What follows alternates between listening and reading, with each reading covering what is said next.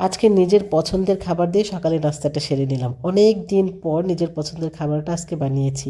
তাকিমের বাবা আজকে বাসায় ছিল না, আর তাকিমের বাবা বাসায় থাকলে আমি এটা নর্মালি সকালে নাস্তায় করি না। তাকিমের বাবা এটা আবার খুব বেশি একটা পছন্দ করে না। আমি যদি করি একটু একটু খাই, কিন্তু এত মজা করে খাই না, এর জন্য আমি কখনো সকালে নাস্তা এটা বানাই না। তাকিমের বাবা যখন বাসায় থাকে না তখন আসলে আলসেমি লাগে রান্নাবান্না করতে, আর এটা বানানো অনেক ইজি।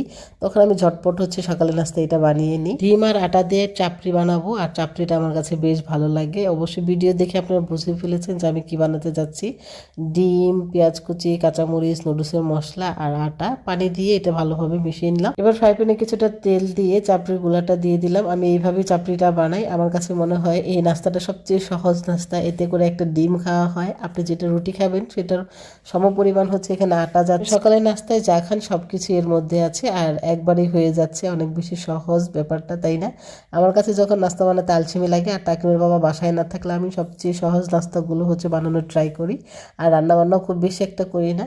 তো এই চাপড়িটা খেতে আমার কাছে বেশ ভালোই লাগে। আর এদিক দিয়ে আবার ছোট্ট কুকিং পটটাতে তাকিমের জন্য একটা ডিম সেদ্ধ দিয়েছি, কারণ তাকিম এই ঝাল ঝাল চাপড়িটা খেতে পারবে কিনা, ওর জন্য ডিম সিদ্ধ করে নিয়েছি। এবার সাথে কিছু শশা কুচি, বাদাম দিয়ে আর 1 কাপ চা করে নিচ্ছিলাম। এই তো আমার রেডি হয়ে গেল সকালের নাস্তা। নাস্তাটা খুবই সিম্পল ছিল, কিন্তু খেতে বেশ ভালো লেগেছে আর অনেকটা গর্জিয়াস, তাই না?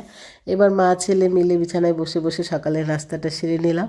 আমরা নর্মালি মা ছেলে বাসায় থাকলে এইভাবে নাস্তাটা করি, টেবিলে বসে আর করি না। যাই হোক, সারাদিন আর ফোনটা ধরিও নাই, ভিডিও করি নাই। আর বিকেলবেলা আমরা মা ছেলে মিলে ছাদে এসেছি, ছাদে কাপড় নিতেও এসেছি, আবার একটু ঘুরতেও এসেছি। ছাদে আসলে আমার কাছে বেশ ভালো লাগে। এই ছাদে অনেক গাছ, এই গাছগুলো দেখতে বেশ ভালো লাগে।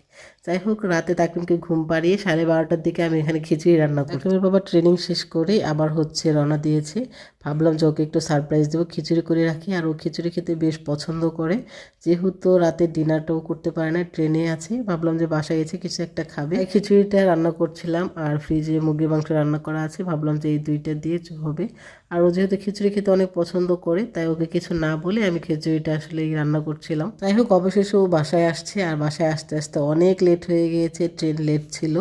আস্তে আস্তে ভোর 4টা বেজে গিয়েছে। আর আসার সময় দেখি ও আমাদের জন্য কাচ্চি নিয়ে আসছে স্টার কাবাব থেকে। আর এত রাতেও কিছুই খেতে চাচ্ছিল না, তারপরে জোর করে একটু খিচুড়ি দিয়েছিলাম, একটু খেয়ে বাকিটুকু রেখে দিয়েছিল। আর তাকিমের বাবা যেখানেই কোনো মিটিং অথবা ট্রেনিংয়ে যায় না কেন, আমাদের জন্য কিছু না কিছু নিয়ে আসবেই। জিনিসটা আমার কাছে বেশ ভালো লাগে। দেখেন কত কষ্ট করে সে ঢাকা থেকে আমাদের জন্য কাচ্চি কিনে নিয়ে আসছে। আসলে ও আশেপাশে ভালো কিছু পেলে আমাদের জন্য নিয়ে আসে। এখানে চিড়িগুড়া চালের কাচ্চি ছিল, আর সাথে ছিল 2টা কাবাব। আর তাকিমের বাবাকে খেতে দিয়েছি, ও খেতে চাচ্ছিল না, অল্প একটু খেয়ে বাকিটুকু রেখেই দিয়েছিল। বেশি রাত হওয়ার কারণে সে খেতেই চাচ্ছিল না। রাতে এই ফল 2টাও আমার জন্য নিয়ে আসছিল, হয়তো ওকে খেতে দিয়েছিল। যাই হোক, আজকে ভিডিওটা এখানে শেষ করছি। সবাই ভালো থাকবেন, আল্লাহ হাফেজ।